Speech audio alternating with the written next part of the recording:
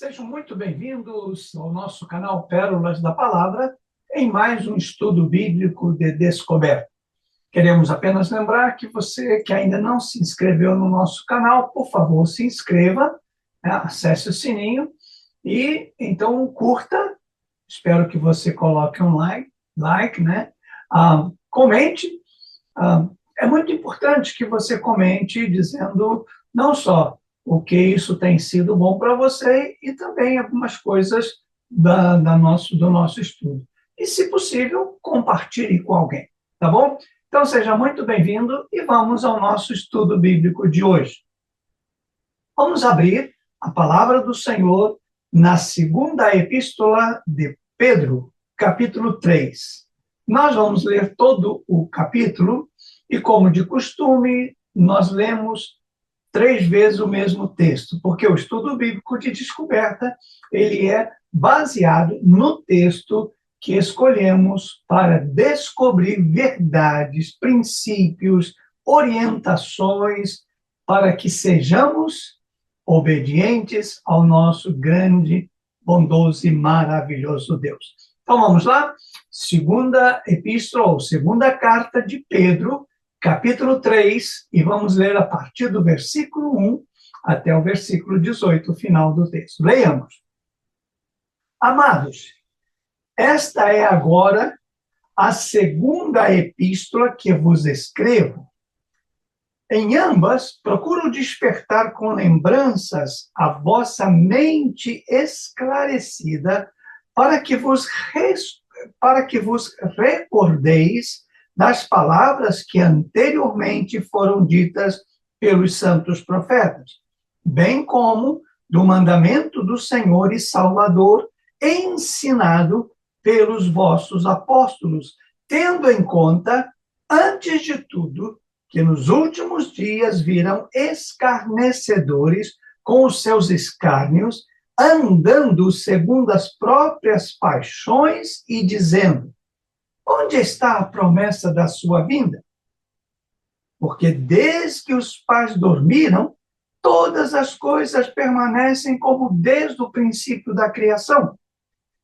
Porque deliberadamente esquecem que de longo tempo houve céus bem como terra, a qual surgiu da água e através da água pela palavra de Deus, pela qual veio a perecer o mundo daquele tempo, afogado em água. Ora, os céus que agora existem e a terra, pela mesma palavra, têm sido entesourados para fogo, estando reservados para o dia do juízo e destruição dos homens ímpios. Há, todavia, uma coisa, amados, que não deveis esquecer, que para o Senhor um dia é como 1000 anos, e 1000 anos como um dia. Não retarda o Senhor a sua promessa, como alguns a julgam demorada. Pelo contrário, ele é longânimo para convosco, não querendo que nenhum pereça, senão que todos cheguem ao arrependimento. Virá, entretanto, como ladrão, o dia do Senhor, no qual os céus passarão com estrepitoso estrondo e os elementos se desfarão abrasados. Também a terra e as obras que nela existem serão atingidas. Visto que todas essas coisas hão de ser assim desfeitas, deveis ser tais como os que vivem em santo procedimento e piedade, esperando e apressando a vinda do dia de Deus, por causa do qual os céus incendiados se desfarão e os elementos abrasados se derreterão. Nós, porém, segundo a sua promessa, esperamos novos céus e nova terra, nos quais habita justiça. Por esta razão, pois, amados, esperando estas coisas, empenhai-vos por serdes achados por ele em paz, sem mácula e irrepreensíveis, e tende por salvação a longanimidade de nosso Senhor, como igualmente escreveu nosso amado Paulo, segundo a sabedoria que lhe foi dada, ao falar acerca destes assuntos, como, de fato, costuma fazer em todas as suas epístolas, nas quais há certas coisas difíceis de entender, que os ignorantes e instáveis deturpam, como também deturpam as demais escrituras para a sua própria destruição. Vós, pois, amados, prevenidos como estáis de antemão, acautelai-vos. Não suceda que, arrastados pelo erro desses insubordinados, descaiais da vossa própria firmeza. Antes, crescei na graça e no conhecimento de nosso Senhor e Salvador Jesus Cristo. A Ele seja a glória, tanto agora como no dia eterno. Glória a Deus, lindo esse texto, né? Agora, você, por favor, dá uma pausa e leia mais 2 vezes o texto na sua Bíblia, ou leia em voz alta, tá bom? E para que você possa seguir conosco a partir da 3ª leitura.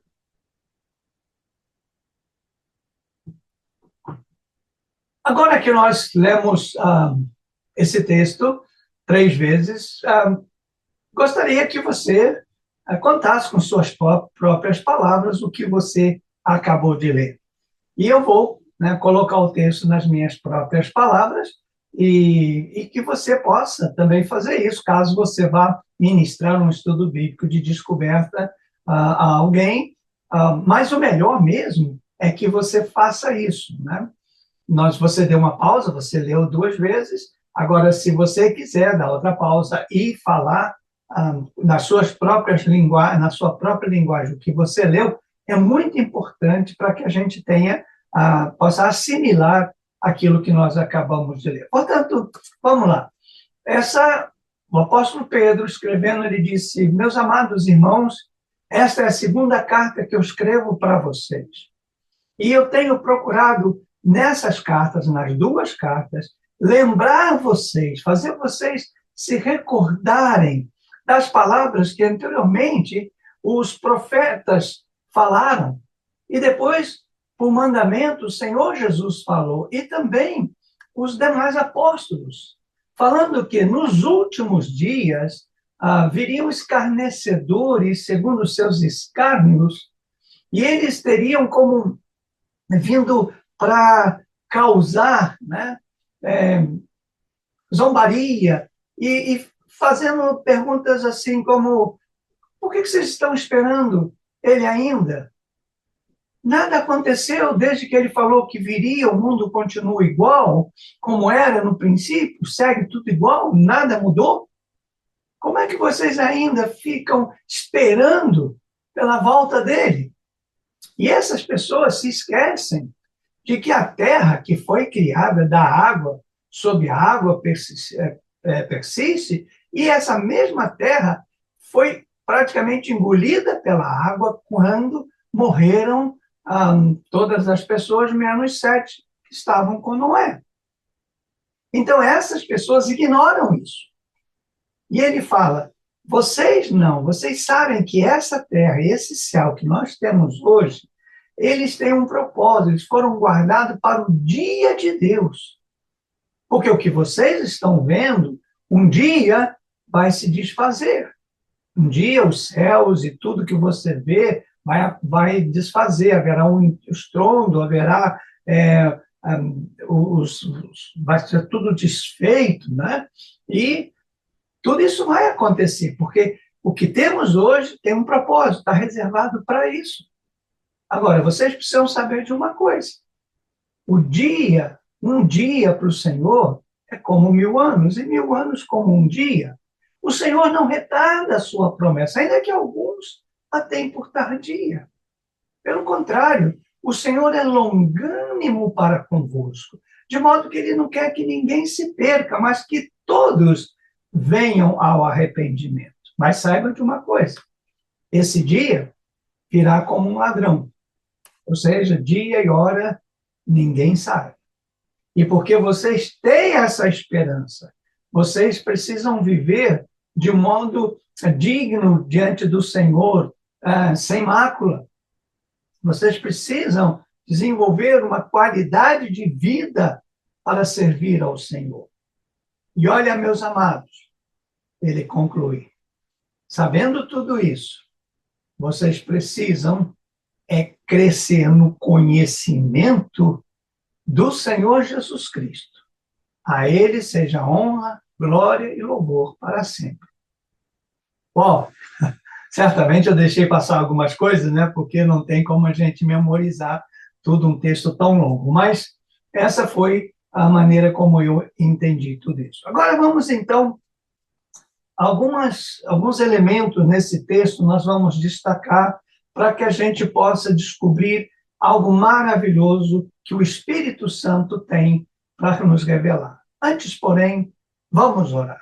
Ó Senhor,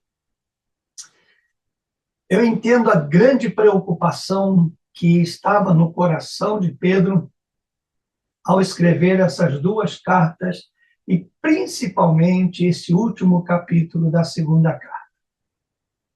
Senhor, percebe-se nele não só uma inspiração, mas uma aflição para que a gente não se esqueça que esse dia virá, mas nós precisamos ter comportamentos, atitudes que sejam coerentes com a nossa expectativa da vinda do Senhor.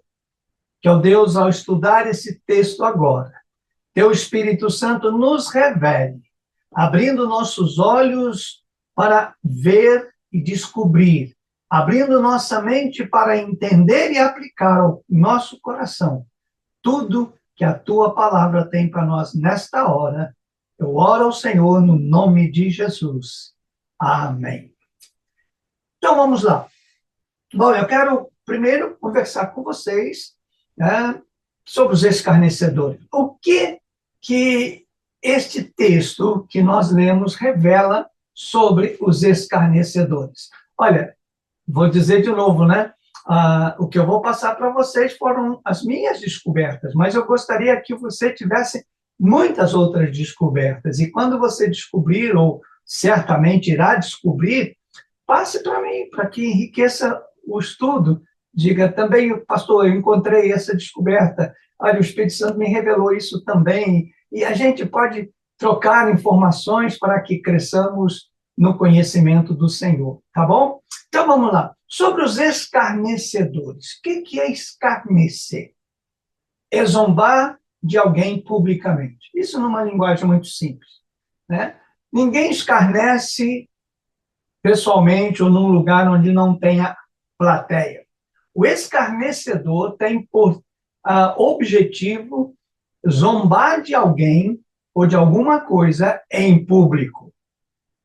E por isso que o escárnio te deixa fora de controle. Porque você tem duas atitudes diante de um escárnio. Você reagir ou você se calar. Quando nós nos calamos, a gente tem uma sensação horrível de covardia.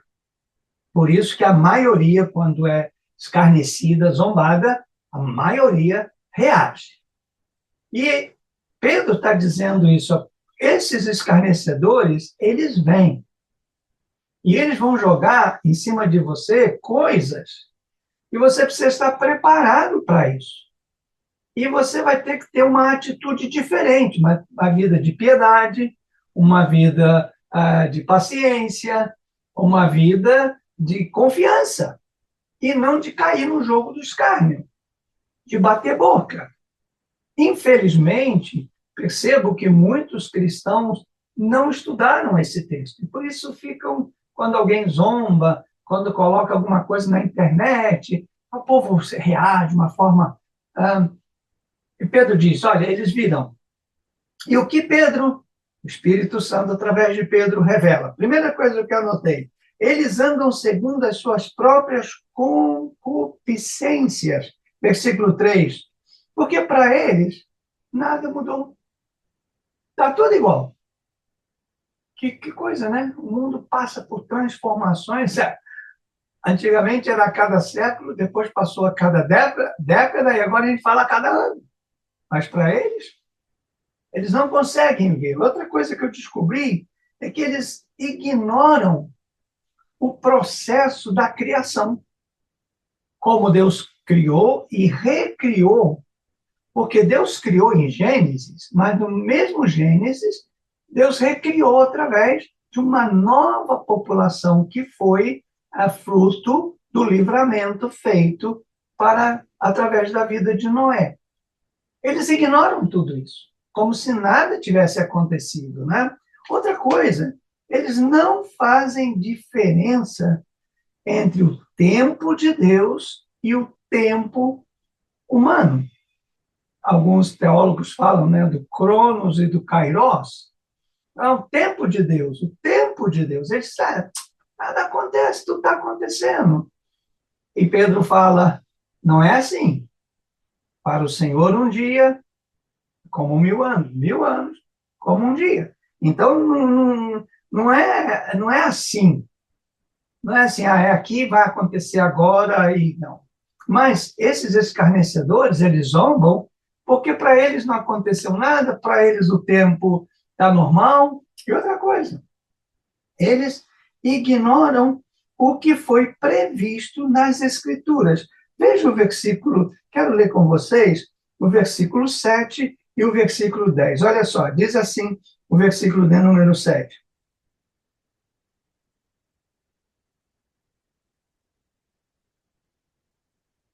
Ora, os céus que agora existem e a terra, pela mesma palavra, têm sido entesourados para fogo, estando reservados para o dia do juízo e destruição dos homens ímpios. E no versículo 10 diz assim: virá, entretanto, como ladrão o dia do Senhor, no qual os céus passarão com estrepitoso estrondo e os elementos se desfarão abrasados, também a terra e as obras que nela existem serão atingidas. Eles ignoram.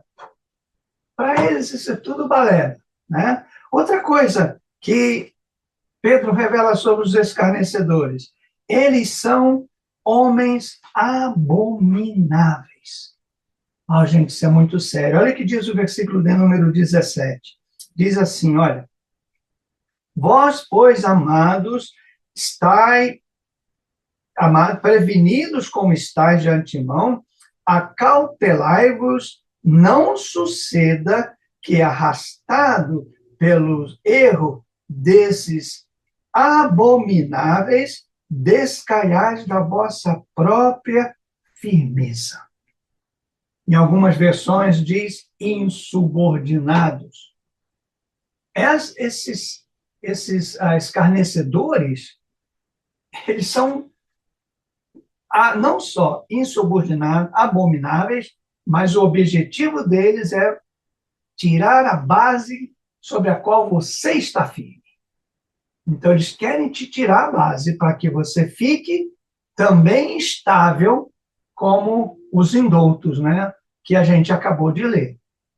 Muito cuidado, então, com esses homens abomináveis. E eles querem, claro, eles querem arrebatar de você a fé, a firmeza, a segurança, para que você caia.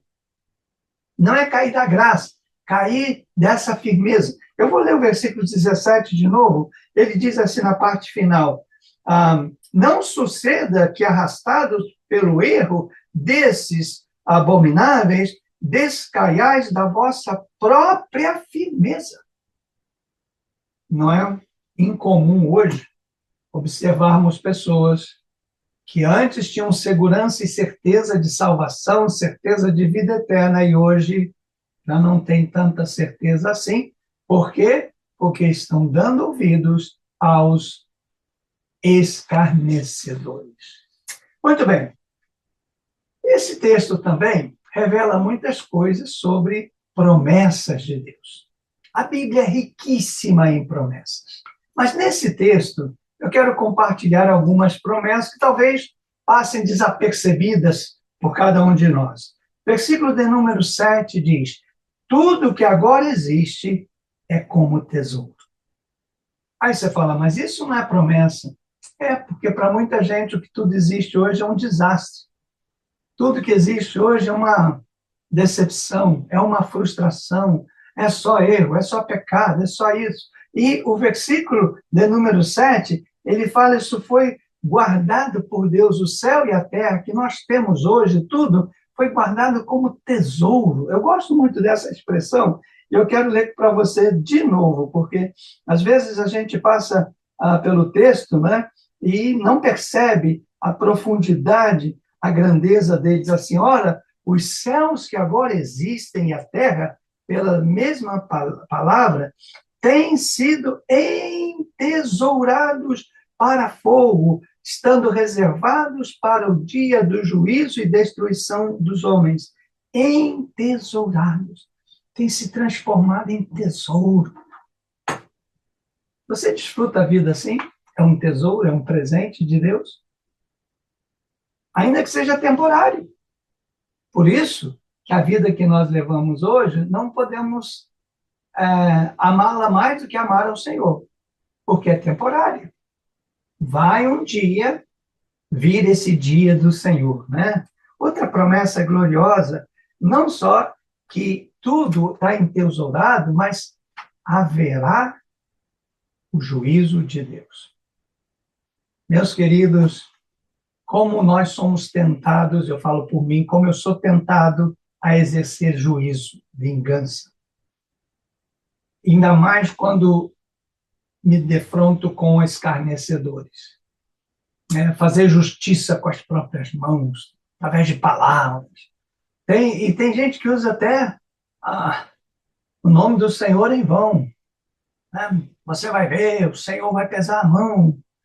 Isso é, como dizia um amigo meu, isso é praga de crente. Em vez de fazer, não, Deus vai te livrar, não, Deus vai pesar a mão, você vai ver e tal, né? Querendo fazer a própria justiça, a própria vingança.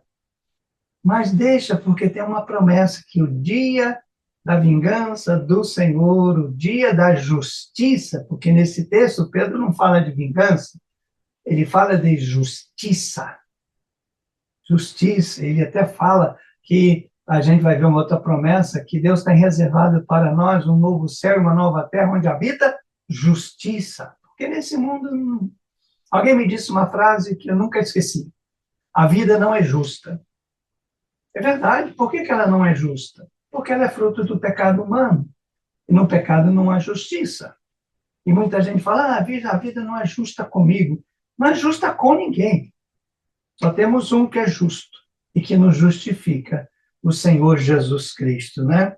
Outra promessa linda, versículo de número 9. O Senhor não retarda a sua promessa. Oh, aleluia, né? Deus tem prazer em fazer, ele não fica retardando, demorando, não. Ele está pronto para cumprir as suas promessas para conosco. E o grande desejo de Deus não é bem uma promessa, mas é um desejo de Deus. Por que ele tem sido longânimo, ou seja, paciente? Porque ele quer primeiro que todos se arrependam. Ele quer isso. Ainda que ele sabe que nem todos vão se arrepender, mas não importa. Ele quer que todos se arrependam, né? E isso é maravilhoso. Deus não tem prazer na morte do ímpio, Deus não quer uma pessoa, não quer que ninguém vá para o inferno, Deus quer que todos se arrependam e passem a viver com Ele pela fé em Cristo Jesus, que morreu por nós para dar-nos a vida eterna. Que maravilha! E versículo 13, eu quero ler. O versículo 13 é um dos versículos mais lindos desse texto. Ele diz o seguinte, o versículo de número 13. Nós, porém, segundo a sua promessa, aguardamos, esperamos novos céus e nova terra, nos quais habita justiça. O lugar para onde você vai e onde eu vou com você é um lugar onde habita justiça. E ele fala, né? Esse é a promessa de Deus para nós. Fantástico, fantástico. Bom, vamos descobrir agora como é que nós devemos agir nesses últimos dias. Diante de escarnecedores, diante da suposta demora da vinda do Senhor, como que eu e você devemos agir? O que Pedro nos revela, que o Espírito Santo nos revela através desta carta. O que podemos descobrir? Primeiro, não ignorar o tempo de Deus. Pedro fala no versículo 8, irmãos, existem dois tempos. Tempo de Deus e o nosso tempo. No tempo de Deus, um dia e 1000 anos é a mesma coisa. Mas no nosso tempo, não. Então, não ignore isso. Porque o dia que você ignorar isso, como diz o jovem, você vai entrar em parafuso. Porque tudo que você quiser no seu tempo, se não for no tempo de Deus, não vai acontecer. E tudo que for no tempo de Deus, mesmo que você não queira, vai acontecer. Isso é muito sério. Pense nisso. Outra coisa, o dia do Senhor virá como ladrão. O que significa isso? Que nós temos que agir como se o Senhor Jesus viesse daqui a meia hora, daqui a 1 hora, daqui a um dia, daqui a 2 dias. Ah, mas se não vier? Mas ele disse que vem. Então tem que estar preparado para qualquer momento, porque não vai dar tempo quando ele aparecer nos ares para vir buscar o seu povo, não vai dar tempo de você fazer absolutamente nada, porque num abrir e fechar de olhos, seremos transformados. Então, vigilância total. Terceira coisa, ser santo no trato e piedoso. Olha só, versículo 11 e 12. Veja só, queridos. Versículo 11 diz assim: visto que todas essas coisas hão de ser assim desfeitas, deveis ser tais como os que vivem em santo procedimento. Aqui fala de relacionamento, procedimento. Ser santo. Sabe que isso é muito importante? Você ter um... Tem muita gente que fala santidade como algo pessoal entre ele e Deus, mas santidade tem a ver entre você e o que você faz. O seu proceder, o seu relacionamento precisa ser santo nesse tempo dos últimos dias. E ele diz mais ainda, e piedade. Sabe qual é a palavra hoje mais usada para piedade? Empatia. Se colocar no lugar dos outros. Nesse tempo, nos últimos dias, cabe a mim e a você agir com piedade, com empatia. Porque só assim podemos mostrar e revelar Cristo às pessoas que estão em aflição, em angústia, em depressão. Elas precisam, antes de nos ouvir, precisam ver Cristo em nós. A nossa atitude de empatia, de compaixão. Versículo de número 12 diz, esperando. Esperando. Quando a gente está esperando alguém, você não faz outra coisa. Ou o que você faz é aquela atenção que a pessoa vai chegar. Mas, na minha versão, além de esperar, diz o versículo, e apressando a vinda do dia de Deus. É interessante que aí você fala, mas pastor, parece contradição. Se Deus tem o seu dia, eu tenho que esperar o dia dele. Ah, aqui tem um segredo que Pedro diz que é fantástico.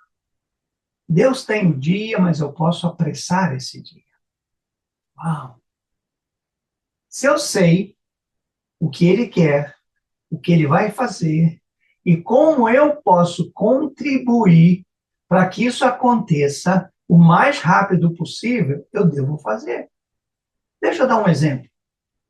Eu já cansei de ouvir, você com certeza também, que Deus tem o dia da nossa morte. Eles baseiam num versículo que não diz nada disso, mas baseiam nele e fala, não, eu só vou morrer no dia que Deus quiser.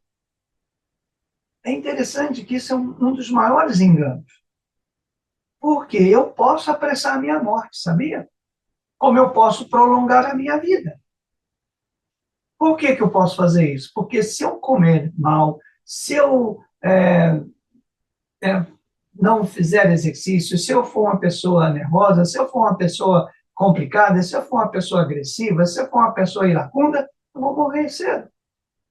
Vou ter doenças que não precisaria. Agora, se eu for uma pessoa séria, comedida, cristã, com um bom temperamento, né? Produzindo fruto do Espírito, sendo obediente a Deus, obediente aos pais, os meus dias serão prolongados. E é isso que a gente precisa aprender. Eu e você podemos apressar ou prolongar a vinda do Senhor.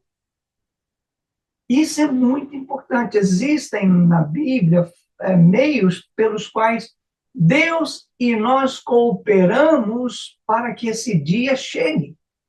Mas se eu não fizer a minha parte, você não fizer a sua, Deus conta com a nossa participação. Por isso que ele fala, apressando a vinda de Deus do qual os céus incendiados se desfarão, os elementos atrasados se derreterão.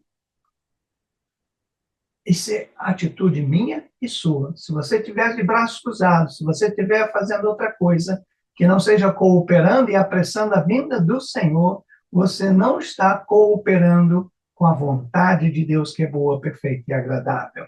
Outra coisa, né, que nós precisamos entender, procurar que dele sejamos achados imaculados e irrepreensíveis em paz. Diz o versículo de número 14.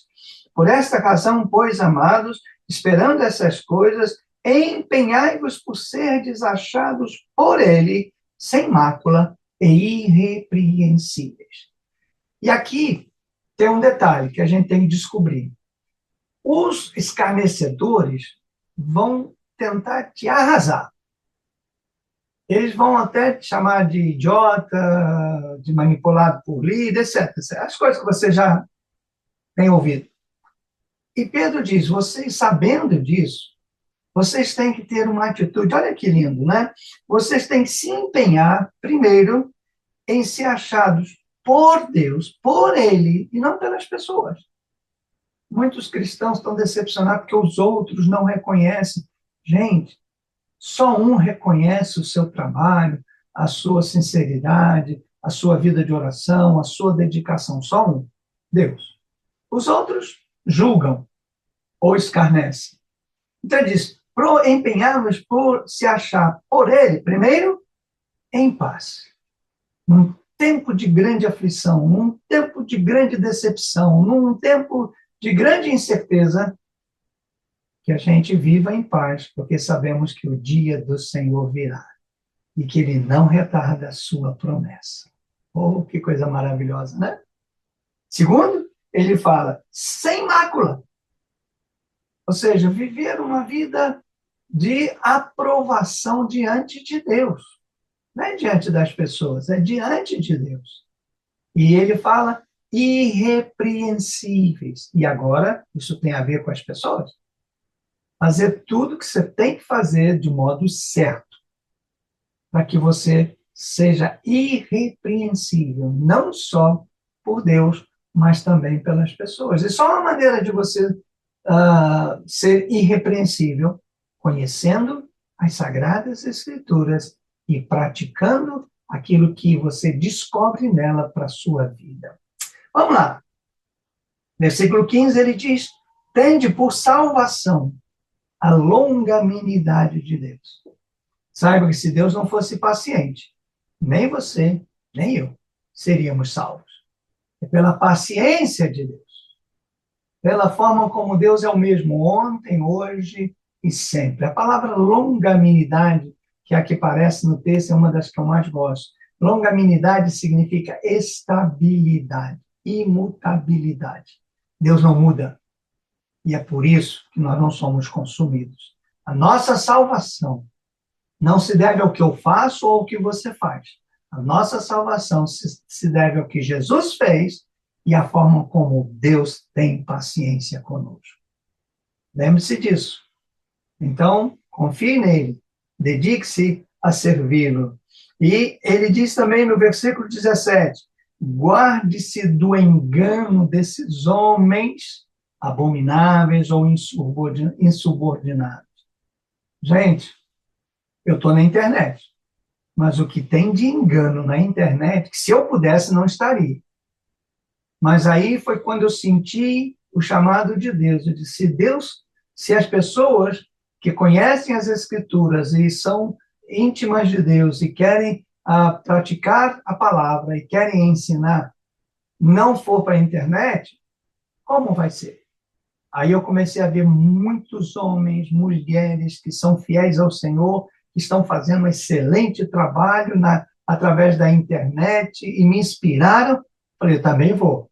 Ainda que eu sei que, eu não vou dizer que a grande maioria, mas um grande número de líderes são falsos líderes, falsos profetas, falsos mestres, e que usam a internet para escarnecer de nós, os filhos de Deus, os servos do Senhor, e é por isso que nós precisamos estar aqui também. E aí, né, é pena que muitos de vocês não entendem que você dá um like, você se inscrever no canal, você comentar, você compartilhar, faz com que a gente possa alcançar muito mais. Alguns apenas, quando muito, né, ouvem e só. Eu me lembro que no primeiro dia eu mandei assim um link para muitas pessoas e 305 pessoas assistiram o estudo bíblico. Depois disso, não passa de 30, 35, 40. E comentários, às vezes é 1, 2, like, às vezes 5, 6. E com isso a gente não pode crescer. Mas eu entendo que para muitos é meio complicado dar o seu voto de garantia, porque existem muito engano. Eu sei disso, eu reconheço isso. Ainda que eu queira fazer da forma mais clara biblicamente possível.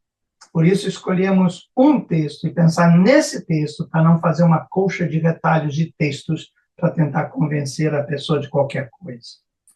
E ele fala também, por último, que nós devemos crescer na graça e conhecimento de nosso Senhor e Salvador Jesus Cristo. 2 grandes desafios. Você precisa crescer, eu preciso crescer, primeiro na graça. Quer dizer isso? Crescer na graça é depender mais de Deus do que de nós mesmos. Se eu tivesse tempo aqui para analisar a graça, aliás, eu publiquei um livro, né? A Graça Transformadora, e vale a pena ler. Porque se não é a graça de Deus, se não fosse a graça de Deus, eu não estaria aqui com vocês hoje. É pela graça. É pela graça. E conhecimento é estudar, é fazer o que estamos fazendo. Parece simples, mas eu posso dizer a você que eu já ensinei esse método para dezenas de pastores, dezenas de líderes, e nenhum deles, que eu saiba, tem colocado em prática. Lamento. Acham muito simples, muito, sei lá. Ok, vamos agora à parte final do nosso estudo, são 4 perguntinhas. A primeira das 4 perguntas finais é: o que você descobriu? O que saltou aos seus olhos ao analisar, estudar esse texto? Se você puder escrever aí, seria fantástico. Para você ter um. Aliás, sugiro até que tenha um caderninho de notas aí para cada estudo bíblico, que isso vai te ajudar bastante. Eu, por exemplo, eu descobri como agir com os indoutos e inconstantes. Porque existem pontos difíceis nas Escrituras. Vocês lembram quando Pedro falou do apóstolo Paulo? Ele falando que Paulo escreveu sobre isso, né? E ele fala, mas acontece que existem alguns pontos difíceis de entender. Eu acho interessante isso. Ele fala que os indoutos como é que ele usa o termo? Instáveis, eles torcem, como fazem, deturpam, né? Diz aqui o versículo de número 16. Ao falar acerca desses assuntos, como de fato costuma fazer em todas as suas epístolas, nas quais há certas coisas difíceis de entender, que os ignorantes e instáveis deturpam, como também deturpam as demais escrituras para a sua própria destruição. E eu confesso a vocês que isso saltou para que eu pudesse entender o perigo que é você ter no meio da igreja, no meio do reino de Deus, pessoas, como ele chama aqui, ignorantes e instáveis. Ignorante é aquela pessoa que não sabe, ou seja, não quer saber. Ela ignora. Não posso julgar, mas pela minha experiência como pastor, muitas pessoas que foram minhas ovelhas não tinham conhecimento e tampouco queriam ter. Preferiam ignorar. Quando a gente marcava estudo bíblico, era um número muito pequeno, quando fazia qualquer coisa que tinha a pensar, não, eu dava desculpa de que não tinha escolaridade, que tinha problema de vista, que tinha problema de memória, quando, na verdade, queria ficar ignorando aquelas verdades. E outros que sabem, mas são instáveis. O que esses dois grupos causam? Eles fazem com que a Escritura seja deturpada. E não só aquela, não, as demais Escrituras. Porque quem faz com um, faz com 10, né? E eu descobri que eles fazem isso para sua própria destruição. Outra coisa. Segunda pergunta. O que você descobriu após estudar esse texto? Que você não deve fazer mais, ou que você não deve fazer.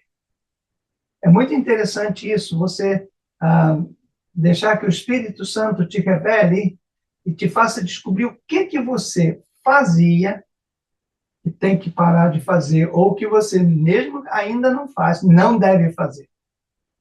Isso é muito importante. Se pare um pouquinho, pense. Eu coloquei, por exemplo, que eu tenho que parar de ignorar as promessas de Deus para a minha vida, mesmo quando elas ainda não se cumpriram. E quando eu estudei esse texto a primeira vez, Deus me fez lembrar de promessas grandiosas que Ele fez para a minha vida, para a minha família, mas que ainda não se cumpriram.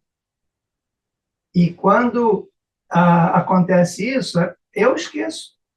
Eu não sei se outros fazem, mas não se cumpriu, aquilo vai passando o tempo e eu esqueço. E a hora de eu lembrar, esse texto falou, não esqueça as promessas que Deus já fez. Lembre-se que um dia para o Senhor é como 1000 anos, e 1000 anos como um dia. Eu não sei, né, o que você precisa deixar de fazer, mas é muito importante você ter isso. Terceira, é o que você descobriu ao estudar esse texto que você precisa começar a fazer ou fazer ainda com mais intensidade. Primeira, foi o que eu preciso deixar de fazer.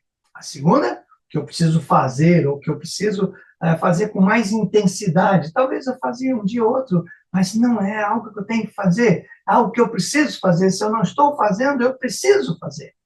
E foi que o Espírito Santo fez você descobrir, ao estudar esse texto, que você precisa fazer daqui para frente.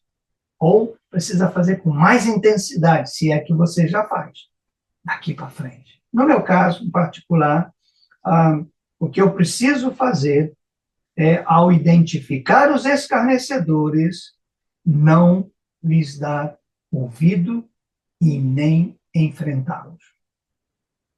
Eu confesso a vocês que eu sou daqueles que gostam de um bom debate. Eu gosto. Eu gosto de um bom debate. Eu gosto de... E esse texto me fez descobrir que eu não devo fazer isso. Pelo contrário, quando eu descobrir uns escarnecedores, então eu devo simplesmente não dar ouvido ao escárnio deles. Me fazer de surdo e seguir a minha vida servindo ao Senhor. Eu não sei o que você descobriu aí que você precisa começar a fazer. Anote aí, vai ser muito bom. A última pergunta, que é fantástica, talvez uma das mais importantes ao finalizar o estudo, é: que desafio esse texto bíblico impõe a você? Qual é o desafio que esse texto bíblico te impõe para esta semana, já que o nosso estudo bíblico é semanal?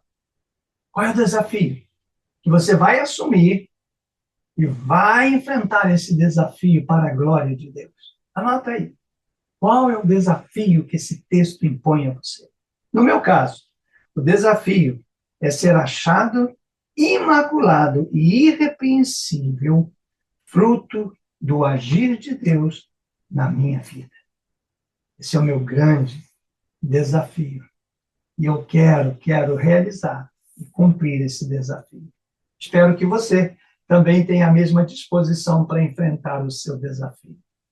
Antes de orarmos, então, quero só agradecer a você por ter esse tempo conosco e não se esqueça de se inscrever, de dar o seu like, de você comentar e, se possível, compartilhar com alguém. Vamos orar. Senhor, vivemos os últimos dias.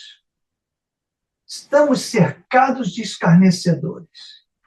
Tão somente, Senhor, que ao estudar esse texto, essas verdades que acabamos de conhecer, possam ser uma realidade na minha e na vida daqueles que estão estudando a tua palavra comigo.